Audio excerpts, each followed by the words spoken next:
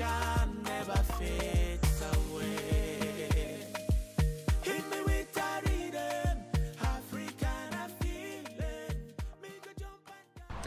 Ray guys! Good afternoon! Kakagising ko lang talaga kasi galing ako ng graveyard shift and wala pa kaming pagkain. Si Nico din is not feeling really well, kaya nung natulog din siya guys. Wala naman kasi si Anika dito sa bahay, nasa school siya, mamaya pa yun uuwi. So bago makarating si Anika galing ng school, magpe-prepare ako ng pagkain na kakainin namin. Kasi though meron namang free food sa school guys, sometimes hindi kasi gusto ni Anika yung lasa ng food sa school, and naging routine niya na nakasanayan niya na pagdating ng bahay kakain din siya with Nico or with us.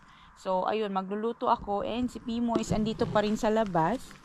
She's still enjoying the nice weather kasi napakaganda pa ng weather dito sa amin ngayon. Though every morning guys is medyo malamig na and foggy, pero mga alas 9, alas 8 ng umaga, it's warm na talaga. So kaya nilalabas namin siya. So punta tayo dito guys sa baba, itong garden na nakabayaan. So wala talaga kaming time guys, and napakalaki nitong yard namin. Sabi ko kay Nico, kapag tumanda kami, hindi kami pwede magkaroon ng ganitong kalaking klaseng lupa guys. Yung mga salads ko guys is andito. Ayan. Yung ibang kamatis is nalanta na guys, and some of it na harvest na rin namin. Saan kaya ako dadaan dito kasi marami ditong nukunan guys. Tinubuan na naman ito dito guys na mga damo, but it's okay kasi pagkatanggal nila guys, tatabunan namin yan ng tawag nito. Hala, may kumain ng aking mga kamatis dite.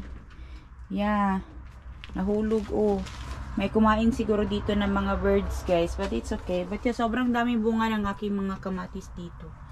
Yan sobrang dami. Yung mga patatas na kami na harvest na rin. And meron ako dito ang konting basil guys. Kukunin ko to. Isang bunluton ko na lang din siguro siya. Ay, hindi ma. Ayan. Meron akong basil. Yan ang aking basil. Meron pa dito konti. Sobrang busy ng aking schedule. Kaya itong mga basil dito ang kukunin ko na. Kasi masisira din naman yan. Diba? So yun yung aking mga kamatis. So, sobrang daming bunga. Yung mga sili ko, kailangan ko na i-harvest yung mga bunga nila. At later na. Yan yung aking paprika is andito. Ayan. Yung isang paprika guys is nasira, but yung malalaki they are very well. Ito pala yung yellow paprika. Ayan. Ito din. I think this is also yellow or red one. I already forgot. But yeah, merong bird na pumasok dito and kinain niya yung mga kamatis na andyan. Lilinisin ko yan later kasi ayaw ng kamatis na merong mga bulok-bulok sa paligid niya. Kaya alisin natin yan guys. Tapos yung garden namin dito sa labas guys, sobrang gulo. At yeah, meron kami ditong mga potatoes. Yung mga patatas nandito is hinalungkay na rin ni Nico. And yung mga ibang kamatis nandito guys is pinakain na namin sa mga ibon. Kasi sobrang dami talagang produce this year. Sobrang dami ko nang na-pick up na mga kamatis. Hindi ko na nakuna na video guys. Sobrang busy ng aking schedule. And kumuha lang ako nitong basil guys. Kasi wala na kaming basil or thyme sa loob ng bahay na fresh. So gagawa tayo today ng pasta. And yung gagamitin nating isa sa mga ingredient is yung nakuha ko na rare na mushroom doon sa forest. Which is yung Sporacea or cauliflower mushroom. In Finnish, ang tawag is Kurtosieni. Dito sa Finland, there are only 400 of them na nakita so far. And nilagay namin dun sa website. Kasi meron ditong website kasi kung saan mo pwede ilagay sa map na ditong area na to may nakita na ganitong kakaibang klaseng mushroom. So nilagay namin yon. And halos na mga cortosieni or yung mga mushroom na cauliflower mushroom or sporasics is nakikita siya dito sa southern Finland. So, I was so lucky na nakita ako ng isa and we were able to taste it today. So, gagawa tayo ng pagkain. Ito na yung ating cortosieni or yung cauliflower na mushroom. Napakabango niya, guys. Meron siyang aroma na fruity, earthy, parang bulaklak. Mas mabango siya. Kasi akala ko, nung pinik ko siya, guys, meron lang something mabango sa paligid. Yun pala yung dala-dala ko pala sa basket.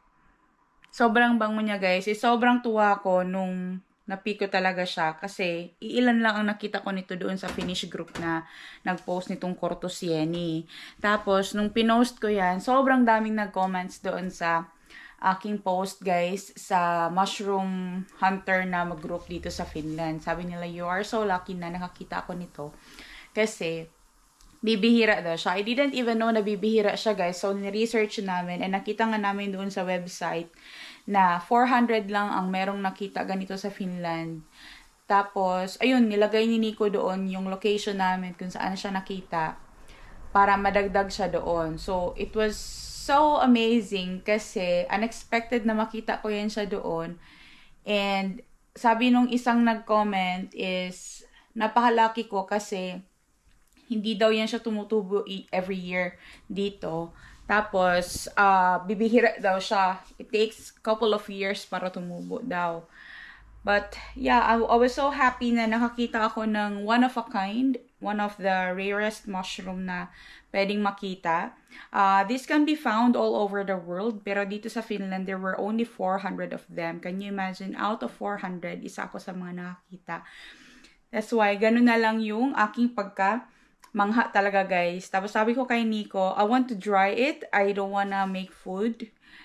Kasi gusto ko lang siyang i-keep. Pero, diba, this is a treat for us, being a mushroom hunter, na makakita ng kakaibang mushroom and we'll be able to try it sa ating meal. So, let's make a meal with this, guys. So, the one that I'm going to make is only a simple dish. Ano lang siya, yung pasta lang siya na tagliatelle na merong mushroom, tapos with cream. Yun lang, wala nang iba para malasahan namin yung kanyang lasa talaga. So, we will saute this one with butter and a little bit of olive oil para maluto natin siya. But first of all, kailangan natin siyang ipakuluan, guys, kasi marami siyang dumi.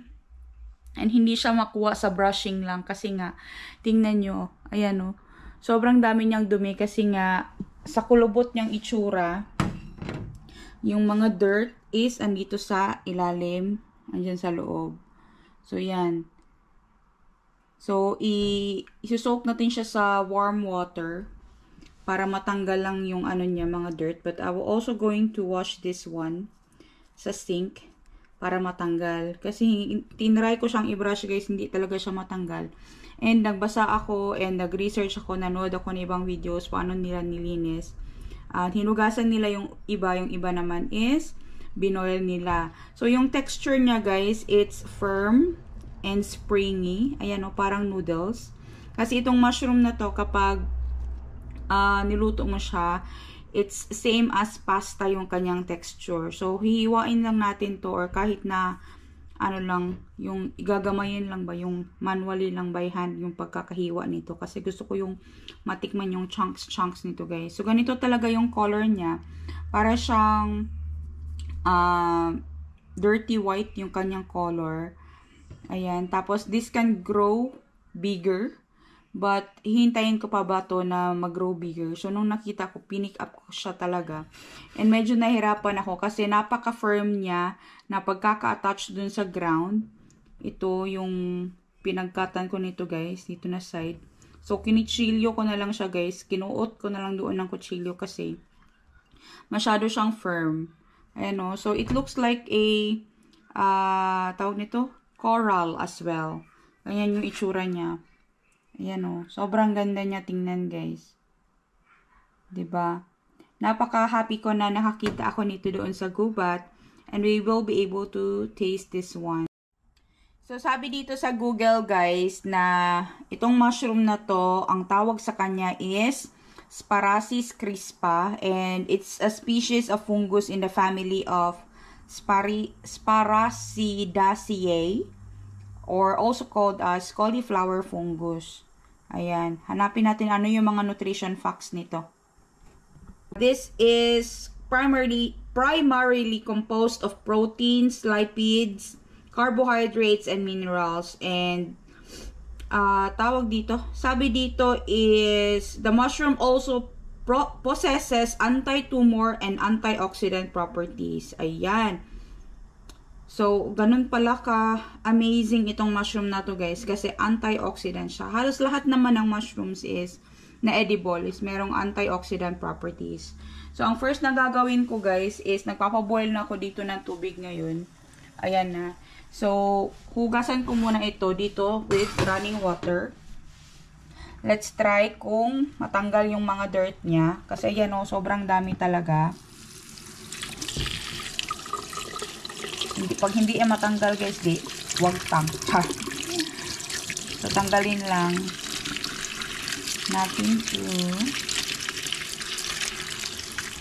Kunin ko yung akin. Ayun, sobrang dami niyang dirt, guys. Kasi nga, di ba, galing siya sa lupa. Ayan. Linisin lang natin mabuti. Tapos, itong mushroom na to, guys, hindi siya masyadong nag-absorb ng tubig. Kaya, okay lang siya na pabukalan or pakuluan. Kasi hindi siya kagaya ng ibang mushroom na nag-absorb ng napakaraming tubig. Meron isa dito na natanggal. Ayan, natanggal ito. So, skip natin yan. Yun na, natanggal na yung mga dirt, guys. Kasi ang dami niyang pine needles na nakaano sa loob niya.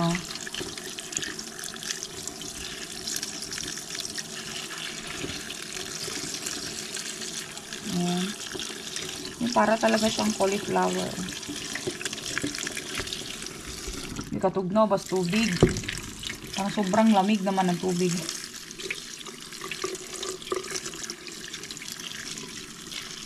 Ayan, so yung ibang dirt is natanggal na siya with running water. Tapos yung, ganito talaga yung texture niya, para siyang spongy. Ayan o. Para siyang noodles, guys.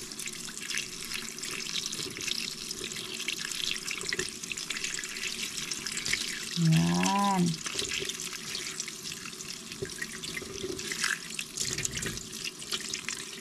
So, yung iba nito is natanggal na yung dirt. Maliliit sayang. Ay, napakamahal pala nito, guys. More than 70 pounds ang per kilo nito. So, hindi ko ito ibebenta. Of course, this is our first pick. And we wanted to try what does it taste, diba? This is the best treat for a mushroom picker. You get what to eat. The best ones. You get to try the best ones first.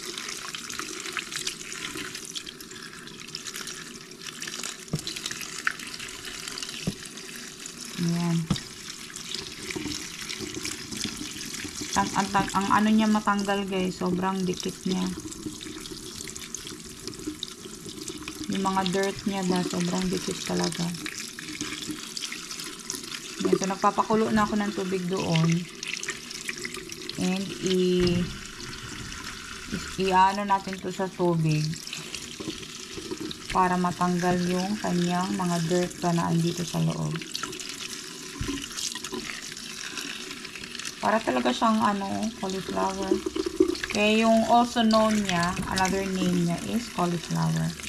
Sa Finnish, it's kurto sieni. Hindi kulto, guys, kurto. K-U-R-T-T-U-S-I-E-N-I. Kurto sieni. Hindi pod kuto, guys, kurto with letter R. Yan.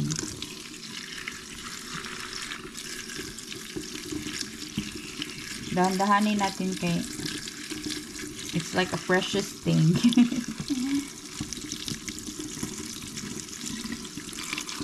Ayan. Natanggal na yung ibang dirt niya. So, meron pa yan sa loob. Definitely. So, ipaparboil ko na lang to. Pabukalan ko, guys. Para matanggal yung mga nasa loob na dirt. So, ito na siya, guys. Nahugasan naman natin na siya. But, meron pa rin siyang mga dirt. Kaya, ipaparboil natin. Para, matanggal yung ibang dumi talaga na nasa loob.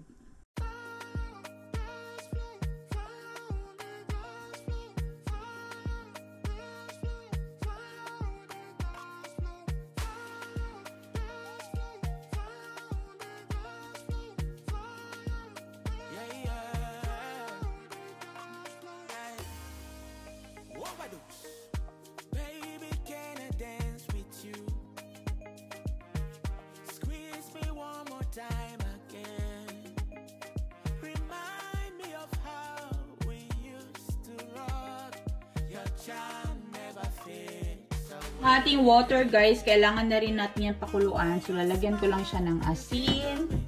Tapos, ng oil para magkalasa and hindi dumikit yung ating pasta doon sa ating lutuan. Ayan. Tsaka hindi sila didikit-dikit, guys. Ganyan. So, hintayin lang natin yan siya na kumulo. Tapos, kapag nakakulo na to, guys, lalagyan natin yung ating pasta dyan. Tayo mag-cooking show, char! So, meron ako ditong garlic na nakasoak ito sa olive oil, guys. Ito yung mga garlic na nanggaling sa Happy Cake. So, ito yung gagamitin ko. Hindi na ako maglalagay ng olive oil kasi meron na itong olive oil eh. So, dadagdagan pa natin ng garlic. Yan. Sana maging masarap ito. Tapos, lalagyan ko to ng konting butter para meron siyang magandang lasa. Kulo na yung ating tubig. Lalagay ko na itong ating tagliatelle na pasta. Ayan. Tapos, hintayin lang natin yan siya maluto. Tapos, yan yung magiging lunch natin, guys. Ayan.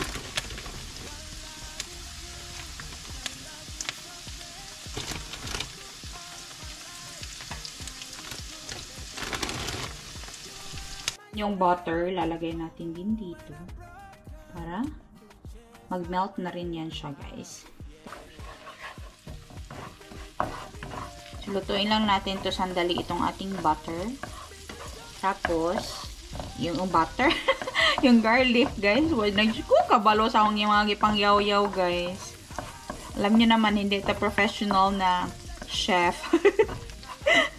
Chip-chip lang tani, guys. Elite chef. So, pagkatapos niyan, lalagay natin tong ating mushrooms. Tulukin, guys. Kay konti lang ang ating mushroom. Ayan. So, yung ating mushroom, guys, ito na yung magiging parang source of protein natin. Dito sa ating pasta. Ayan. Uy, ang bango, guys. Grabe. Meron ako ditong olive oil na merong oil in basil. Lalagyan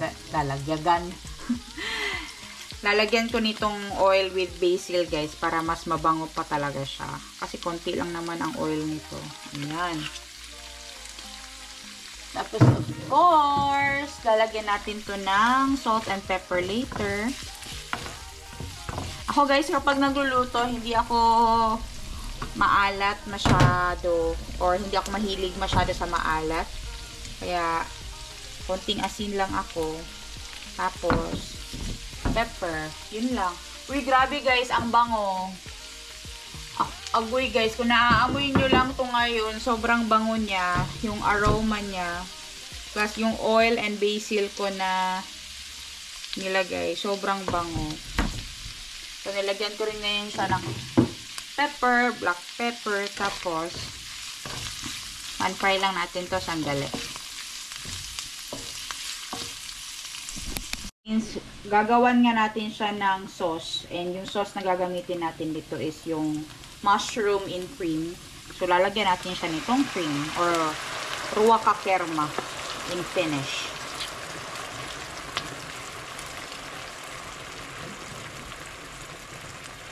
So, marami yung ating pasta. So, dadagdagan pa natin yan ng extra na cream. Itong isang cream na andito meron ako guys. Nanggaling pa ito sa Habit Kit. Ito. Nilagay ko to sa freezer. See? Ayoko masayang. Yan. So, nagamit natin today sa pagluluto. Diba? So, yung ating sauce will be ready very soon.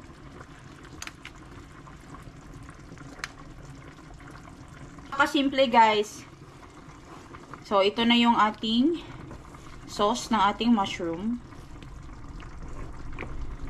Ng ating mushroom, ng ating pasta. Wajud ko, nagkalimawa na yung pangyaw-yaw guys. Bahala naman dyan, sabot-sabot. Oh, yan. So, after nito is, ilalagay natin dito yung ating pasta. Meron ako ditong chili heat. Ito is nanggaling pa ito sa Haviki, guys. Meron itong sili and, aray, paso na yun ta.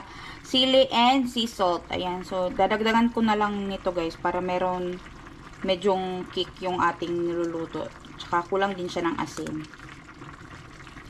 Konti na lang maluluto na yung ating pasta noodles. Itong sauce naman is okay na ito, guys. Yung ating pasta. Lalamian na nyo eh. Wow, yummy.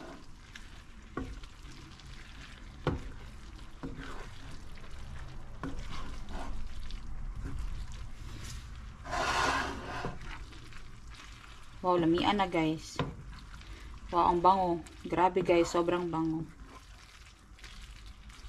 Yan, so hayaan lang natin na i-absorb ng pasta yung ating konting cream na andyan pa. Tapos, mag-serve na tayo sa plato. And, kakain na tayo. And we will get to taste our rice from the forest. Yung ating kurtosieni or yung cauliflower mushroom or sparasis. Sparasis crispa. Ayan. Yes. We're done.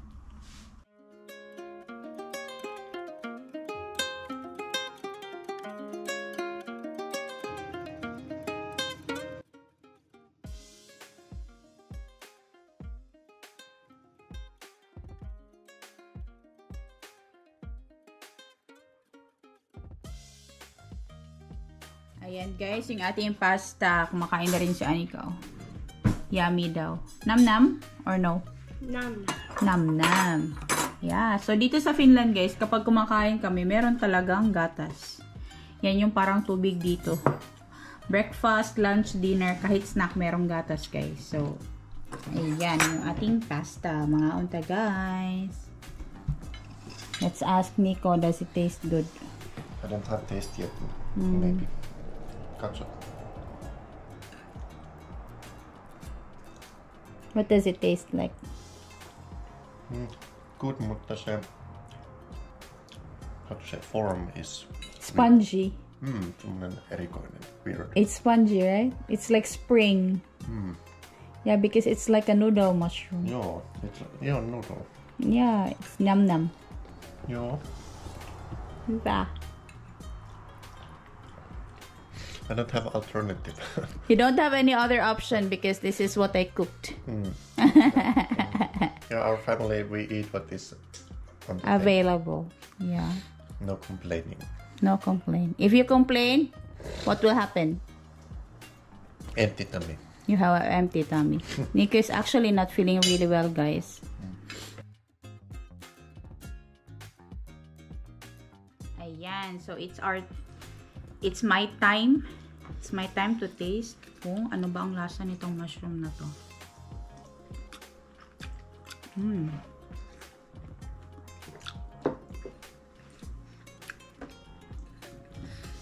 It's like a noodle. It's really like a noodle. The texture is like a noodle. Tastes good actually. Not really like strong flavor, but it has like a good smell.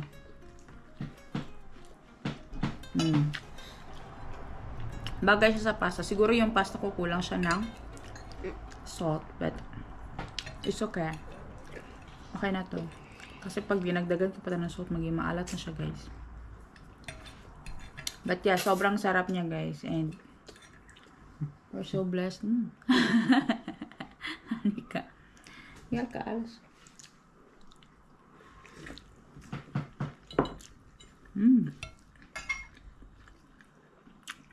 So yummy.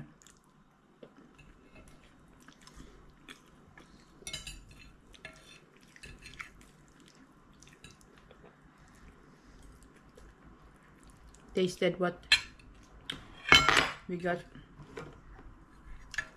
Tasted what we get from the forest.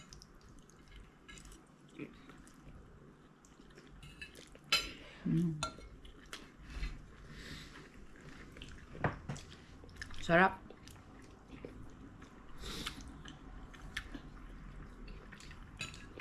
I think herkkutatti ja kantarelli on vähän ehkä parempi. Yeah, because it's like a different one, no? That's what we are used to.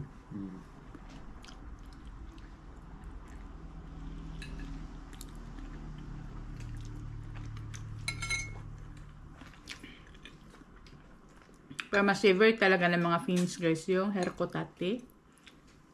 O yung mga bulitos ba? Yung penny bun. Yun ang pinaka-favorite dito. Tsaka cantarelle. Ito yung Musta Torresine or yung black chanterelle.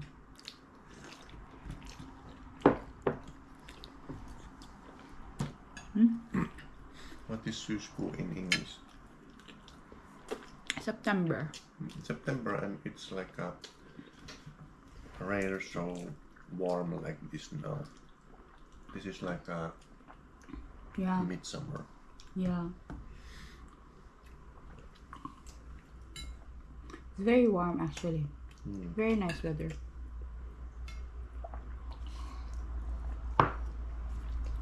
Ngaunta, guys. Still have my work tonight.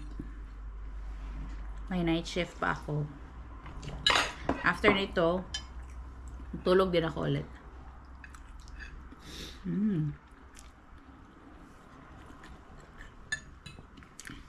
Anika. These green leaves, the basil, mommy got it from the garden. Is it yummy?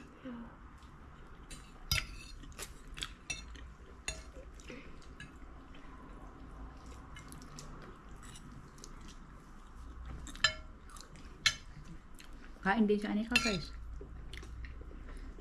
Si Anika before, hindi siya kumakain ng lahat ng pagkain na niluluto ko, guys. Picky eater siya. Pero ngayon, kumakain na siya.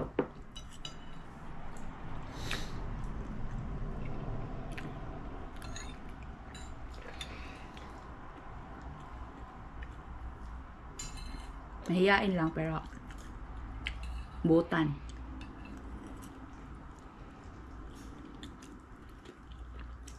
Yum na? Don't have option.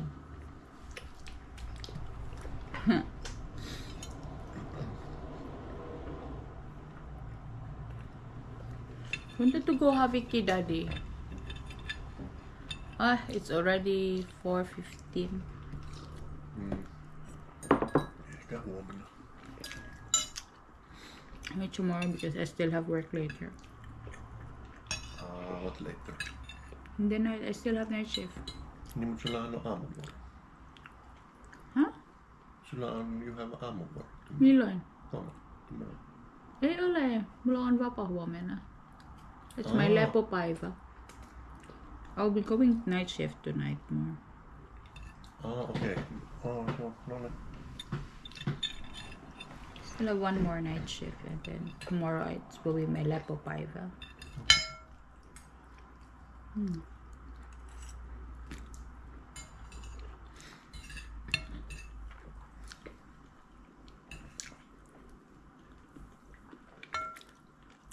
The texture is kind of like different, no?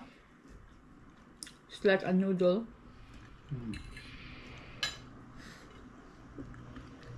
Meet you guys. Lamian kaayo.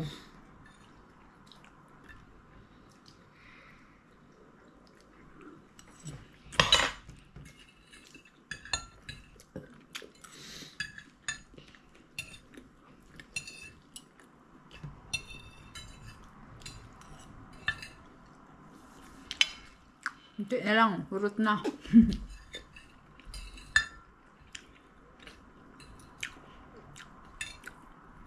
Maybe Angie siya promise. I hope I can find more of this mushroom. Nee. But it's kind of like difficult to find it. You need to train that mushroom dog. Mushroom dog. What kind of dog? You don't remember? It's that you're showing like a whoosh whoosh. It's going to looking mushrooms.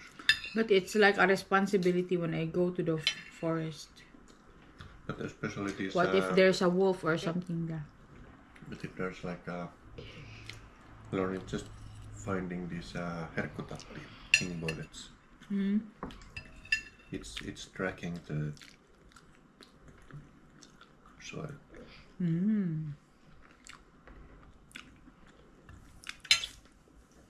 You don't want to have another dog. No, let's see.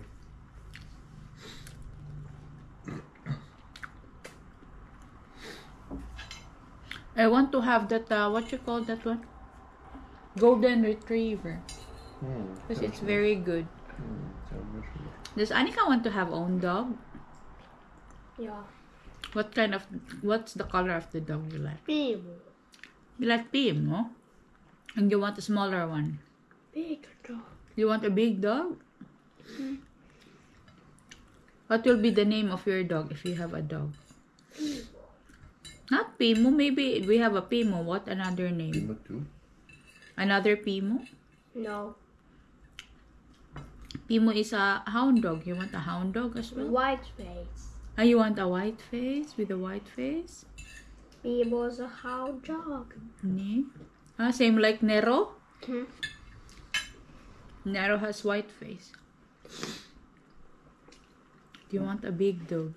It means big dog. It eats a lot of food. Capo's a big bear dog. Nee. Capo is a big dog too. Capo eats a lot. Maybe a small Maurakoira. I want to have Maurakoira. Or that the one that with very big ears.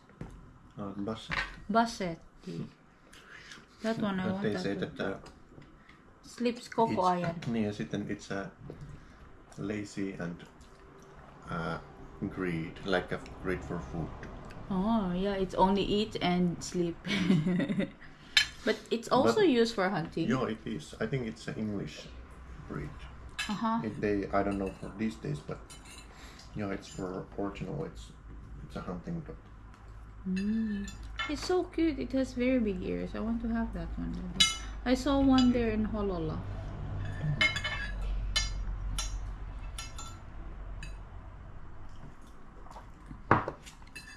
Anyways, guys, tapos na kaming kumain. Tapos na yung aking plato. Overall, napakasarap niya talaga. Salamat guys sa panonood ng aming vlog. Please don't forget to like, share, and subscribe to our channel. We will see you again next time. Hey, hey! Hey, hey. Hey, hey!